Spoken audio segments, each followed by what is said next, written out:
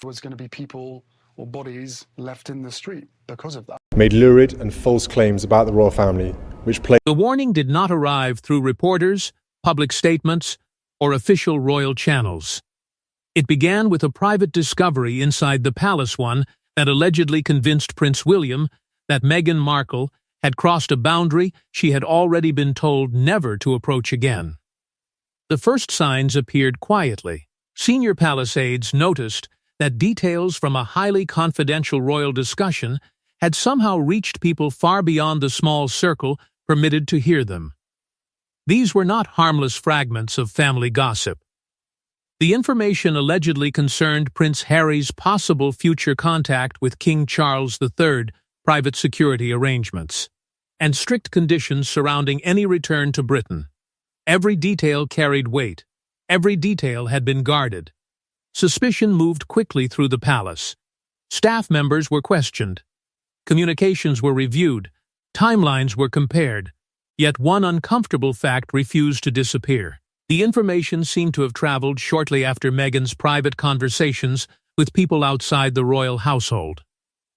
That timing did not prove anything by itself, but inside an institution built upon secrecy, timing could become its own kind of evidence. William had feared this moment. He had already warned Harry that private discussions could not continue if sensitive information repeatedly escaped into the public sphere. For William, trust was no longer an emotional promise between brothers. It had become a test of whether the monarchy could safely speak to Harry at all. Meghan, however, allegedly viewed the situation very differently. She was frustrated by being excluded from conversations that affected her husband, her children, their titles, their security, and their future relationship with the royal family. From her perspective, the palace expected silence while making decisions that shaped every part of their lives. She wanted answers. She wanted transparency. And she believed Harry had the right to share what concerned their family. That left Harry trapped between two impossible loyalties. His wife demanded honesty inside their marriage. His brother insisted that royal trust depended upon silence. Whatever Harry chose, someone would feel betrayed. William did not attack publicly. He issued no statement and offered no angry briefing. Instead, he ordered trusted aides to reconstruct the entire chain of communication. They examined who knew the original details, when Harry received them, when Meghan became aware of them, and when outside figures began asking questions that they should never have known to ask. What made the discovery more alarming was the possibility that this was not the first breach. Months earlier, another private understanding had allegedly been broken. William had remained cautious then, hoping the incident had been careless rather than deliberate. Now, that hope was disappearing. The palace feared more than embarrassment. It feared that private family negotiations were being turned into leverage in a wider battle over reputation, sympathy, and public control. But as William's advisors traced the information backward, they uncovered something even more disturbing, a pattern suggesting that the latest breach was not accidental, and that Meghan may have believed the palace would never dare expose it. One leaked conversation might have been dismissed as coincidence. Two could have been blamed on careless staff. But when William's team allegedly placed every incident side by side, a chilling pattern emerged, and at its center stood the same promises, the same denials, and the same private source. The palace aides began comparing old conversations with the stories that later appeared beyond royal walls. Certain phrases were too precise to ignore. Words used privately in discussions about King Charles, Catherine, the children, and Harry's future seemed to reappear soon afterward in outside conversations. Softened just enough to hide their origin, but preserved closely enough to raise alarm. What troubled William most was not simply that information had escaped. It was the way the fragments appeared to have been chosen. The full context never emerged. Only the pieces that made Harry and Meghan seem shut out, mistreated, or unfairly denied access to the king were repeated. The palace's reasons were missing. Security concerns disappeared. Private warnings were removed. Every detail that complicated the Sussex position seemed to vanish. To William, that made the leaks more dangerous than a complete account. A full story could be challenged. A carefully selected fragment could shape sympathy before the palace even understood what had happened. Months earlier, Harry had allegedly given William a direct assurance. Conversations involving Charles, Catherine, and the children would remain confidential. William had accepted that promise because he wanted to believe some part of their brotherly trust still survived. But Harry's position was far more complicated than William understood. At home, Harry did not see himself as leaking royal secrets. He believed he was speaking honestly with his wife. Meghan, meanwhile, felt the institution demanded silence from her, while anonymous sources were free to define her motives, damage her reputation, and influence decisions affecting her family. She believed secrecy protected the palace. William believed it protected people. That difference became impossible to bridge. William's concern was no longer limited to Meghan hearing private details. He feared the information was moving outward, to advisors, trusted friends, media contacts, and people involved in the couple's commercial future. Once that circle widened, control was lost. Catherine urged caution. She warned William that anger could create the very public rupture they were trying to avoid. If he accused Harry openly, the last path back might disappear forever. But William had begun to believe that restraint had repeatedly been mistaken for weakness. So he chose a colder method. No confrontation, no public claim, no direct accusation. A final piece of sensitive information would be shared with Harry under strict conditions. Only a tiny circle would know it. If the detail traveled, the palace would have its answer.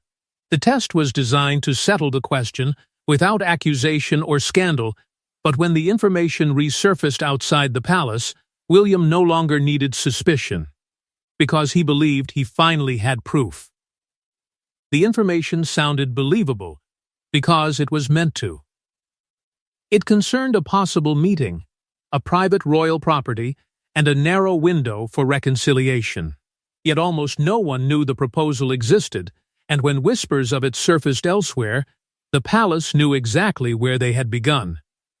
Harry was allegedly told that King Charles might consider meeting him at a secluded royal residence, far from public attention and protected by strict confidentiality. It was not an invitation. It was a possibility, offered with conditions sharp enough to reveal how badly trust had collapsed. There would be no cameras, no public announcement, no Meghan, no outside advisors. The conversation would not include titles, money, security demands, or any future royal role. It would be a father speaking to his son. Nothing more. Only 5 people were supposedly aware of the proposal: Charles, William, Harry, and 2 trusted officials. That narrow circle was deliberate. For Harry, the news brought immediate relief. After months of distance, a private route back to his father still appeared to exist. Yet the relief was poisoned by one condition he could not ignore. Meghan had been excluded by name. Harry understood why secrecy mattered, but he also knew what that exclusion would mean inside his marriage.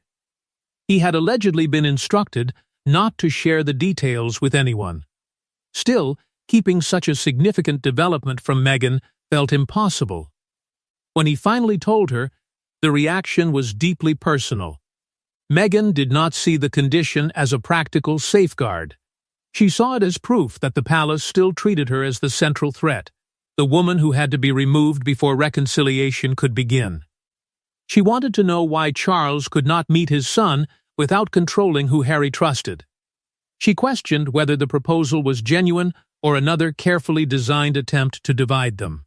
Seeking guidance, she allegedly discussed the situation with a trusted figure. believing she was protecting Harry from manipulation. But the circle had widened. Within days, palace-linked observers became aware that people outside the original group knew the location, the restrictions, and the possibility of a meeting. Nothing appeared in a major headline. That would have been too obvious. Instead, questions reached palace contacts. Indirect references appeared in private conversations. Outsiders suddenly seemed to know exactly which conditions Harry had been asked to accept. For William, the answer was now unavoidable. The secret had traveled precisely as he feared. Harry did not consider telling his wife an act of betrayal. William saw it differently. Every disclosure, however private it seemed at first, created another path toward advisors, associates, and eventually the press. Ordinary communication stopped. William requested a direct call with Harry, without Meghan, without aides, and without anyone positioned between the two brothers. Harry believed the call would concern his father's health and the proposed reunion. Instead, William delivered a message so severe that it would redefine the brothers' relationship and expose the private ultimatum the palace had fought to keep hidden. William did not shout. He did not threaten titles, security, or public humiliation. His words were quieter and far more devastating. Unless Harry could guarantee that private royal conversations would remain beyond Meghan's reach, William would end all confidential contact between Harry and the future of the crown. The message was brutally clear. If sensitive information continued reaching Meghan and then traveling beyond the Sussex household, Harry would receive nothing more in confidence. No private updates about Charles. No personal discussions involving Catherine or the children. No advance knowledge of family gatherings, security concerns, or decisions affecting the monarchy's future. William was not asking Harry to leave his wife. He was not demanding that he choose the crown over his marriage. The boundary was narrower, but no less painful. Royal matters would remain separate from the Sussex home. From that moment onward, William warned, any necessary communication would pass through formal palace channels. Carefully written, strictly controlled, recorded by officials. The emotional conversations between brothers, the kind built on memory, grief, and blood, would end. Harry was stunned. To him, the demand felt like an attempt to control his marriage by forcing him to hide important truths from Meghan. How could he rebuild trust with his family by creating secrecy inside his own home? How could William expect him to speak with Charles and then refuse to tell his wife what had been discussed? William's answer was cold. Marriage did not grant automatic access to the private lives of every royal family member. Catherine's health, the children's security, Charles's personal concerns, and constitutional matters did not become Sussex information simply because Harry had once stood at the center of royal life. Then, William returned to the secret proposal. Only 5 people had known, yet outsiders had learned the location, the conditions, and the possibility of a meeting. The information had traveled. Harry immediately defended Meghan.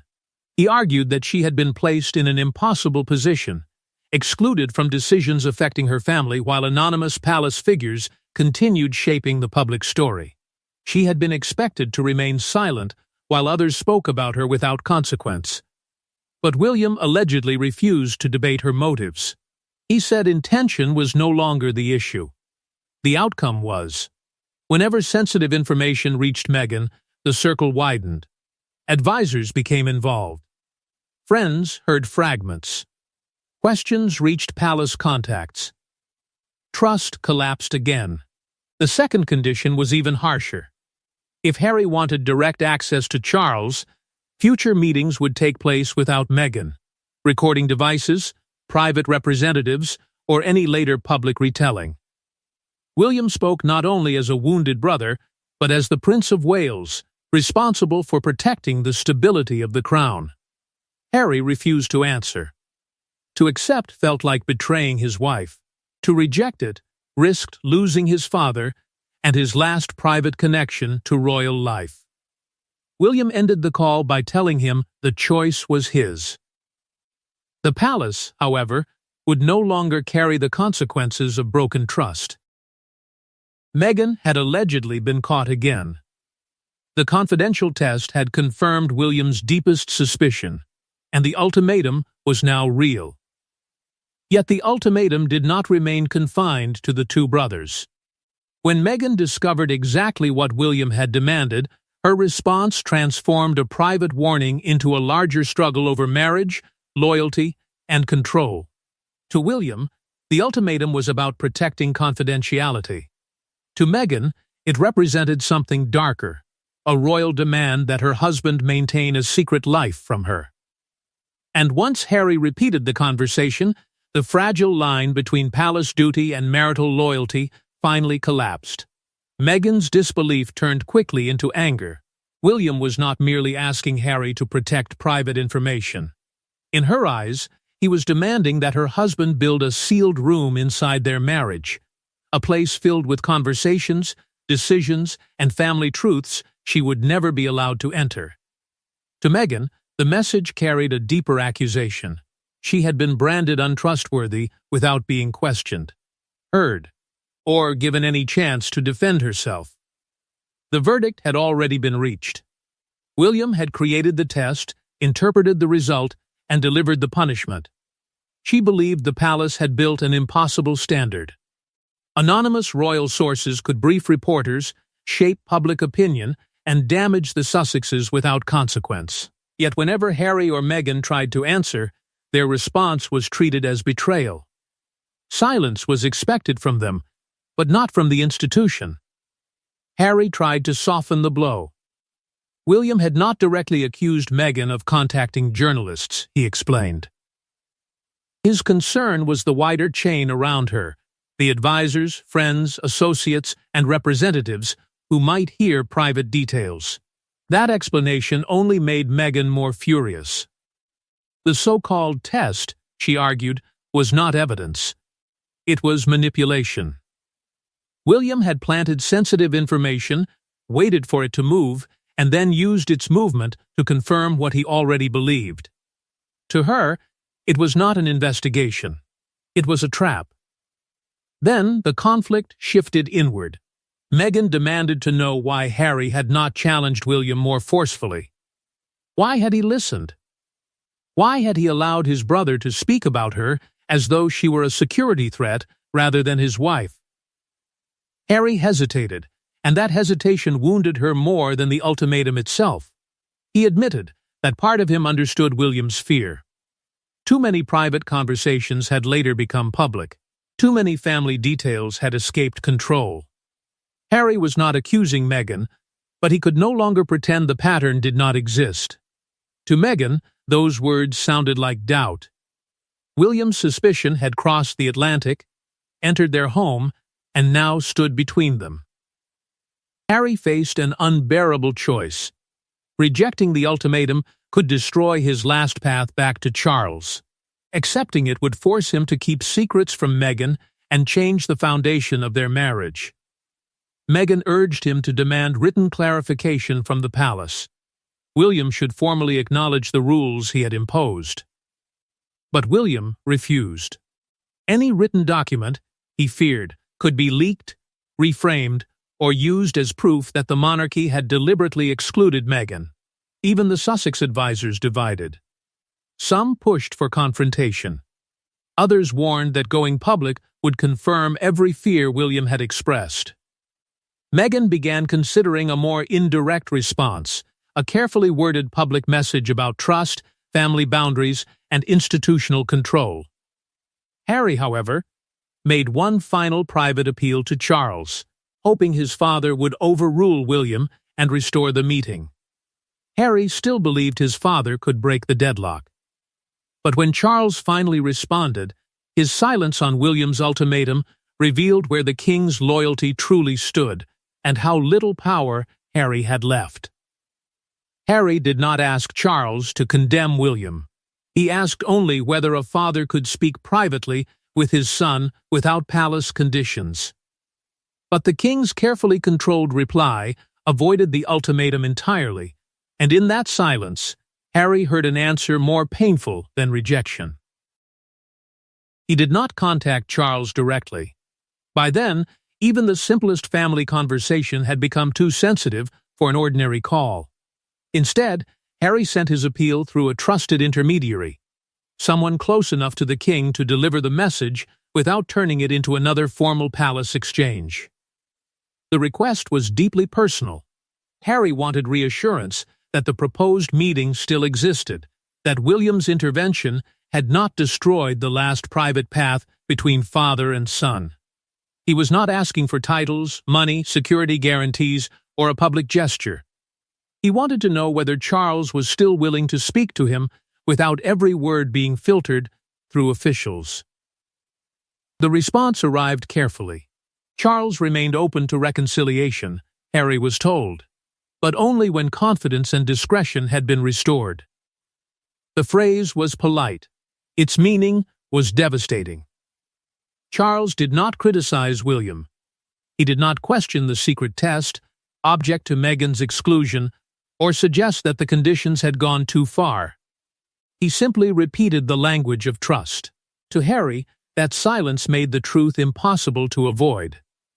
William's ultimatum had either been approved by the king or quietly accepted as necessary.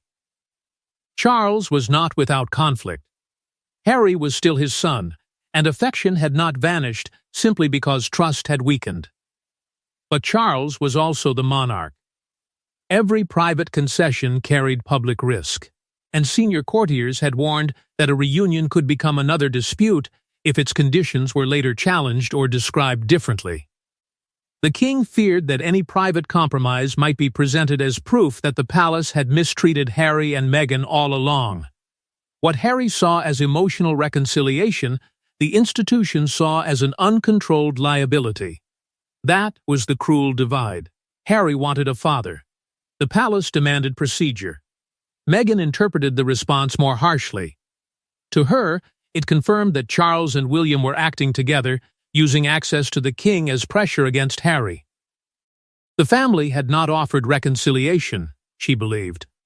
It had offered obedience. Then the proposed meeting was quietly suspended. No new date appeared. No alternative was discussed. Nothing was officially cancelled, but the possibility began fading into silence. Harry had not formally rejected William's conditions, yet the door was already closing. Catherine privately worried that the situation had become too rigid, that every new restriction made eventual reconciliation less likely. But she would not undermine William while he believed he was protecting their family and the future of the monarchy. And outside the palace, another threat was forming. Royal correspondents began hearing fragments about trust, restricted contact, and private conditions. Someone was shaping the story before the full truth escaped.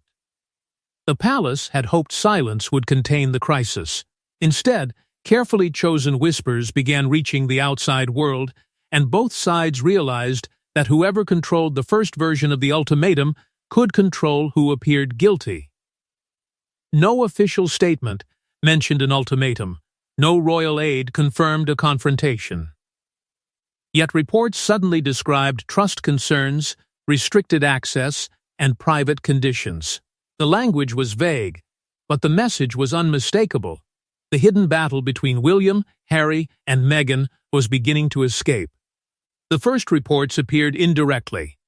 William, unnamed sources suggested, was unwilling to engage with Harry until private family matters could remain confidential. Meghan's name was carefully avoided, yet the phrases used around her were impossible to miss. Outside influences, unauthorized channels, wider circles. Each expression pointed in the same direction without creating a direct accusation the palace might later be forced to defend. Sussex allies pushed back just as carefully. They claimed Harry was being emotionally blackmailed, denied access to his father unless he accepted conditions designed to humiliate both him and Meghan. In their version, the crisis was not about confidentiality. It was about control. Both stories contained enough truth to sound convincing. Neither revealed the details that could damage its own side. William refused to authorize a public response. He believed that confirming even part of the dispute would transform a private family boundary into an international spectacle. Silence, however, carried its own danger. Meghan feared that the palace would define her as the woman who had destroyed Harry's remaining royal relationships while denying her any chance to answer. She wanted to fight back. Harry urged restraint. A public counterattack, he warned, could destroy his last hope of seeing Charles privately. Yet the choice was cruel. If Meghan defended herself, William could claim his fears had been proven correct. If she remained silent, suspicion would harden into accepted truth. Then, a former palace associate allegedly revealed the detail both sides had tried to bury. William's ultimatum, the associate suggested, had come only after a controlled piece of information escaped the tiny circle meant to contain it. That single claim divided public opinion. To some, William was protecting Catherine, his children, and the future of the crown. To others, the Prince of Wales was using the full power of the institution to punish a brother who had already lost his place within it. For William, the stakes went beyond one family argument. Private royal decisions could not become material for public campaigns, memoirs, documentaries, or commercial projects. Once confidential access became content, the monarchy itself became vulnerable. Meghan saw the same secrecy as evidence of cruelty. She privately pushed for complete transparency, arguing that the palace hid behind silence because the full story would expose how Harry had been pressured and isolated. While both sides prepared for the next move, Harry began drafting a message to William. It would either accept limited contact or challenge the ultimatum directly. Then came the most disturbing discovery. The conditions did not affect conversations alone. They could shape future invitations, access to royal homes, and even the relationship Harry's children might one day have with the family. What began as a dispute over one leaked secret was now threatening Harry's place within the family itself, and his final answer would determine whether the royal door remained narrowly open or closed for an entire generation. Harry could protect his marriage by rejecting William outright, or protect his last royal connection by accepting rules Meghan considered unforgivable. There was no painless answer. And when he finally responded, the words he chose revealed how completely the ultimatum had divided his identity. Harry's message was private, carefully measured, and filled with the hesitation of a man trying to preserve two loyalties that could no longer exist comfortably together. He did not fully accept William's conditions. But he did not reject them either. He agreed that future discussions involving Catherine, the Wales children, royal security, and constitutional matters would remain confidential. Those subjects, he acknowledged, belonged to people whose privacy had to be protected. Yet he drew one firm line. He would not promise to conceal every conversation with Charles from Meghan. To Harry, that demand went too far. No healthy marriage, he argued, could survive if one partner was expected to maintain a hidden relationship with his own family. He could protect sensitive details, but he would not build a secret life inside his home. William's response was cold, controlled, and deliberately incomplete. Direct contact between the brothers would remain suspended. Formal palace channels would stay open. Necessary information could still reach Harry, but only through officials, and only when the institution considered it appropriate. The door was not closed. But it was no longer his to open. William had never expected one message to repair years of mistrust. The ultimatum was meant to create a permanent boundary, one he believed should have existed long before private pain became public material. Meghan saw Harry's partial concession differently. To her, it gave legitimacy to the palace's suspicion. By accepting any restriction, Harry appeared to admit that she was somehow responsible for the collapse of trust. Harry carried his own resentment. William had forced him to choose between the woman he loved and the family he had already lost. Even compromise felt like surrender. The consequences spread quickly. Future invitations would be judged separately. Sensitive details would be withheld.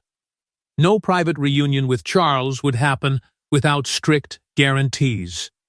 Even Archie and Lilibet's future relationship with the royal family now seemed tied to whether the adults could ever rebuild confidence. Charles remained trapped between affection and caution. He did not want to abandon Harry, but he would not challenge William's duty to protect the monarchy.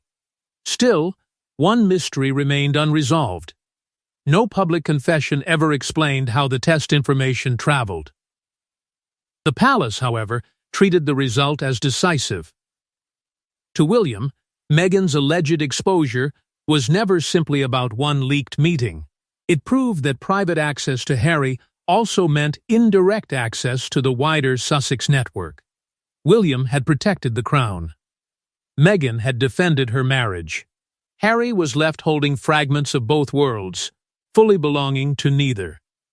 And the ultimatum remained active. One more disclosure, one more interview, one more memoir, or one more unauthorized revelation could close the royal door permanently.